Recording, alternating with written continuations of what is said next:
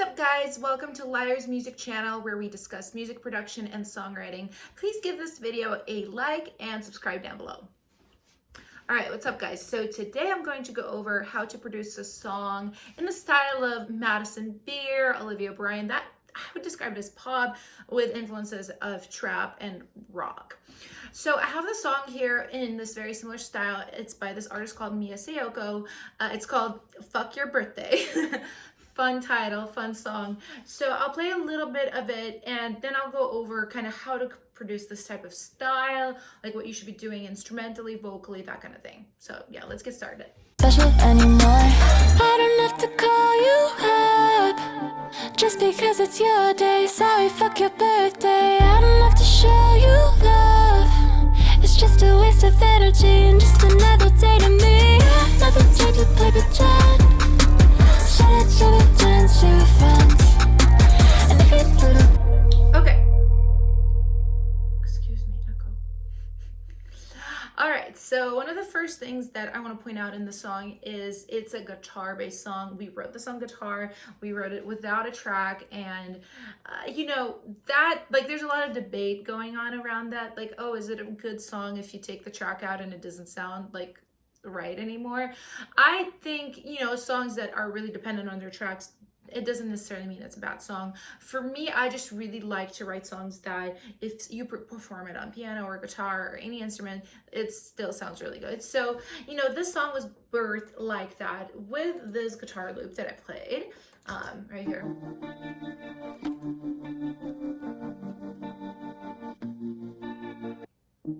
So, okay, automatically, like what I want to bring out, it's a little kind of like detuned on purpose. It's a little dirty. There's a lot of kind of like almost like a little bit of a tremolo or something going on. Like I'm pretty sure I processed it before, even the plugins that I have here. And I will be one of the first people to admit my guitar really badly needs servicing. It's like kind of hard to do right now in quarantine. So that's why I haven't serviced it. So I have to kind of like make do with this guitar that has some issues, especially tuning issues. So a lot of times what I do is I actually exacerbate it in the track. I make it more detuned so it sounds on purpose as opposed to just like pitchy. You know what I mean? So yeah, if you like listen to this one more time.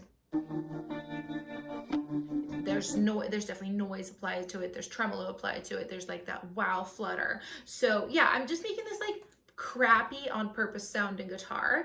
And that's like, in my mind at least, that's what creates like that like slight tenuous connection with rock, you know, with that like dirtier, more free, more like live based music, you know, because mostly this is a pop song. So I'm adding in that dirt and, you know, that realness with this guitar. I hope your cake tastes like shit, and I hope your candles burn your house down. I hope that you don't get your wishes. Okay, yeah, so what's going on here, like if I mute the vocal, you know, we're still, that guitar's front and center other than the vocal. We've got a nice, like pretty powerful kick going on and a snare. If I solo these two, let's see what happens. This is very, very pop. Like you can immediately hear it's a very short snare. A lot of the times when I want things to like really freaking cut and crack, like I will use shorter samples. And sometimes I'll even use something like Transient Designer to really shorten my samples to give them that like boom in and out, and that like really catches your attention. So, you know, you can hear the snare. Like it's pretty short. It's got a nice like crackle at the top end, really stands out. You know, it's like a dance kick. Like it's pretty powerful, big kick, and that's what I wanted from the get-go. A lot of the times I'm not somebody who will put drums in the first verse, but the song, like from the get-go, we're like, let's go. You know, it's a song about a birthday, but there's like this dark undertone to it. Yeah, let's bring power in, because that's the feeling that the song should be evoking. So I got some percussions like this here. Oh, hold on. I hope your cake tastes like shit. So, and I would say about this sample, it's kind of like these are snares, and it's actually from another track that I've produced. Like a lot of times I do this, I will save samples from some of my favorite tracks and I will reuse them over and over and over again. Sometimes it's almost like this transmutation is happening, like the sample from this song will travel into this song. I will tweak it, then I'll save that, then that goes to the next song. So it's like this beautiful organic process of like sample creation. So strongly recommend it. But yeah, you know, this is just like to emphasize that like quarter note rhythm in this verse. So her vocal, it's mixed very brightly. It's very like, there's a lot of emphasis on like 8 to 10K, you know, you can hear it. I hope your cake tastes like shit.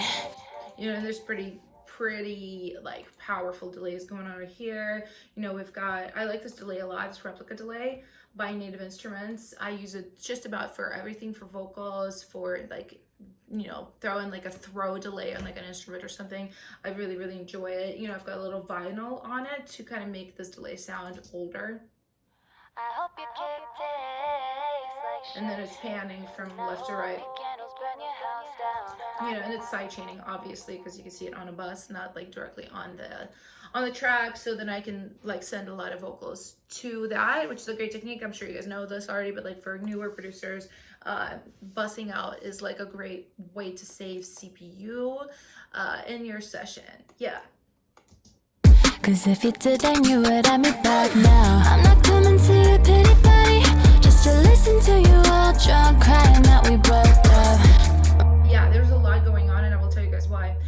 Usually pre-chorus, you know, we're trying to build up to the chorus. The chorus is a down chorus. So what that means is everything drops out. Like I played that part before, but I'll play it for a second. I don't have to call you up. We drop to guitar and voice, that's it. So, you know, dynamically, what you want to do before that is come from a big section. And you hear this a lot in EDM, like pop music is like, everything is about dynamics. If something is big, the next thing should probably be small. If something's small, the next thing probably should be big or should be building up to being big. So, you know, that is something that's really basic, but something that definitely you want to keep in mind because music, everything is about dynamics. It's all about movement. So if it's not moving, if it's staying like pedaling right here, it's a little bit like, you know, it can be boring. Not always, like there's always people that break these rules like beautifully, but especially if you're starting out, I'd be like, really try to lock in like your understanding of dynamics.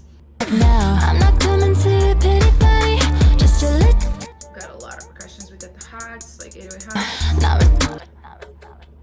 That's cool. Kind of make it special, you're not special. Percussion. This is nice. This is from, actually you can see another sample that I've saved from another session, another song that I have out. You know, and I'm really not afraid to do that because to me that's like, that's my sound, you know, like the sounds that I create. So I like to reuse them because it really reinforces our sound as LYRE, as producers. And see, these all work really well together. You know, so it's not exactly the exact same sound from the song Stomach, but like there's a little bit of it in there, so it's like ties things together for me as a producer. So then I've got some big fills up in here. So, you know, a lot of like just snares layered again. There's like snares from a couple of songs that I've produced. There's this derpy snares, like literally a snare I use more than anything in all of my productions. It's just a really good crackly 808 snare. I just really, really like it. But yeah, and then instrumentally, there's a lot of stuff being added because I think like in the beginning, in the verse, there's just the guitar instrument as far as like pitch instruments. At your wishes, cause if you did, then you there's not even bass, so we're adding 808s. You know, songs like this, like you probably can have live bass in something like this. It will push it more rock. If you have an 808, it pushes more trap and pop. So that's what I chose to do. It's really sidechain, but you can hear how it's like glides all around the place. And that's what I wanted to be, like gliding, kind of dirty, nasty. So it's doing that for my taste. And they've got a couple of these things layered right here.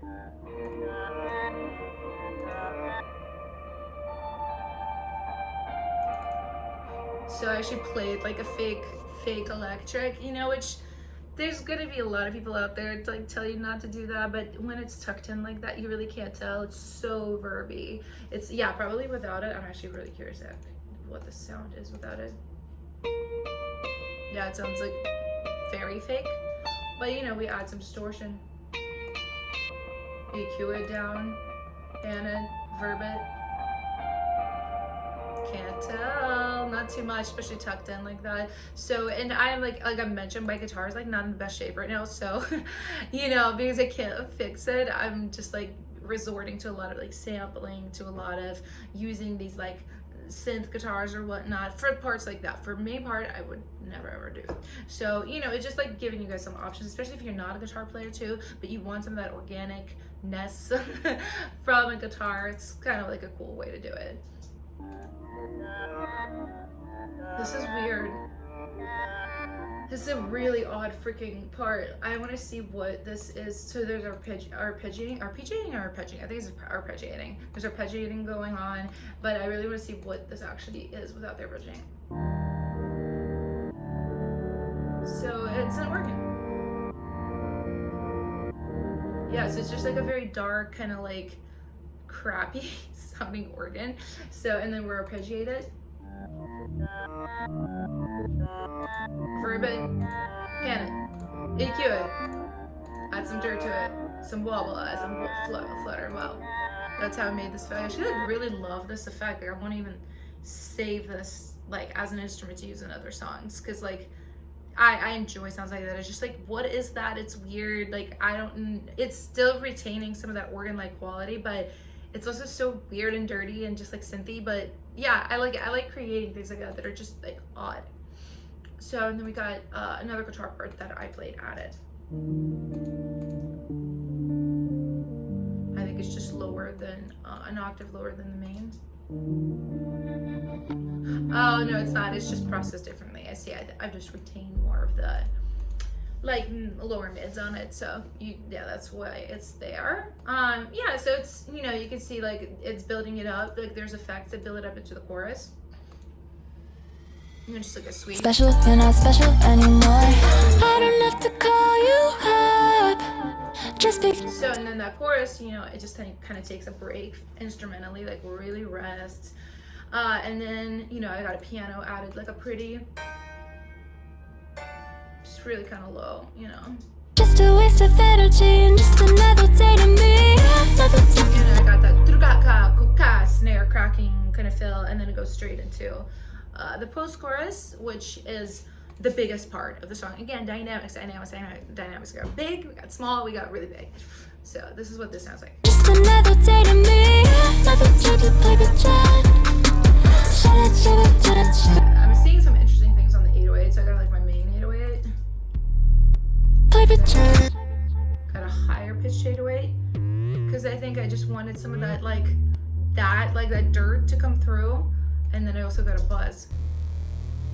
You guys, if you watch my videos, you know I do this in like every song. Because I just really like that sound. I like what it does for the track, that feeling of power. So we've got drum wise. So, some of my sessions are more organized than others. This one is like a little bit, I'm like, I wish I had like really grouped things like a little bit better. But you know, we live, we learn, we thrive.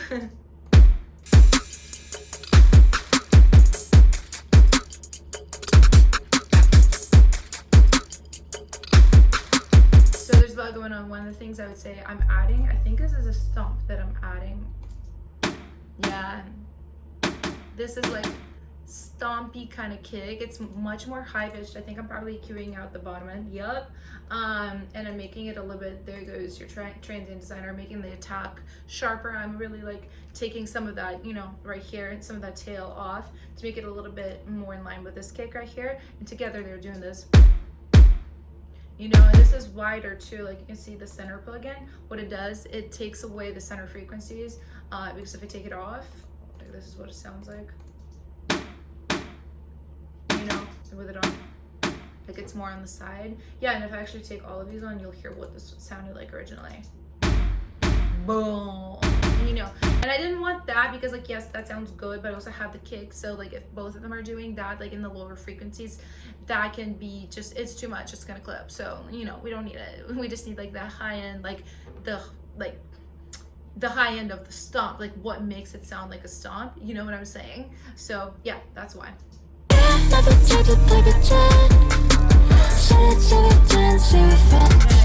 I got my top loops, you know, I've got like an 808 crash at the top.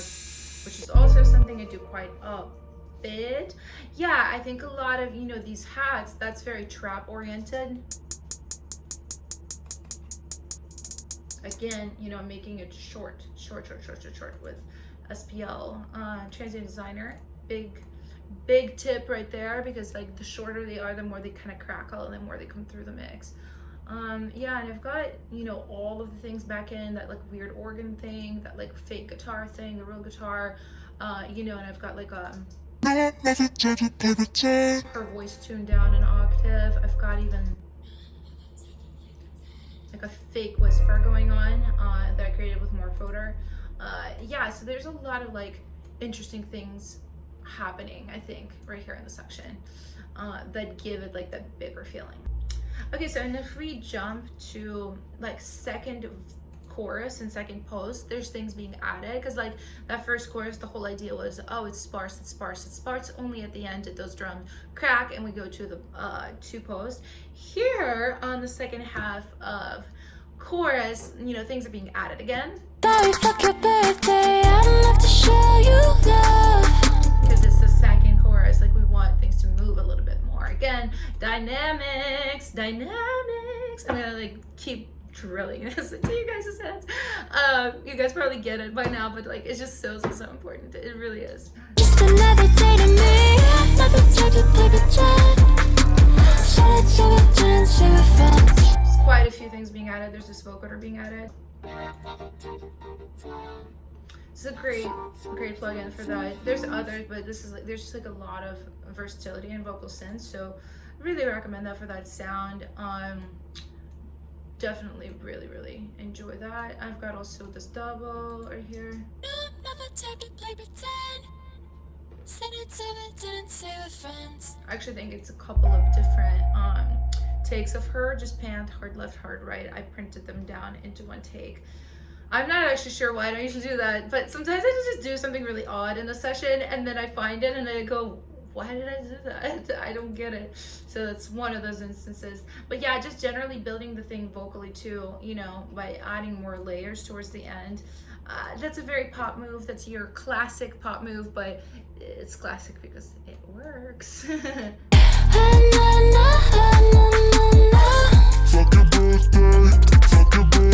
all those na-na-nas, there's a lot of like doubles being layered in. There's a lead too in the middle. I'm pretty sure what's happening is there's breathy doubles and then regular doubles. There's the breathy. Oh, there's enough. Hold on, it's whisper. Yeah, I think they're kind of the same. Like one is a little bit more like really soft and one is a little bit harder. So that's like a trick. That one doesn't demonstrate it as well as I'd like, but sometimes like I'll have a singer sing their doubles like full on voice, and then I'll have them go full on voice. I mean, actually, really soft voice, like really like soft airy double, and that really works.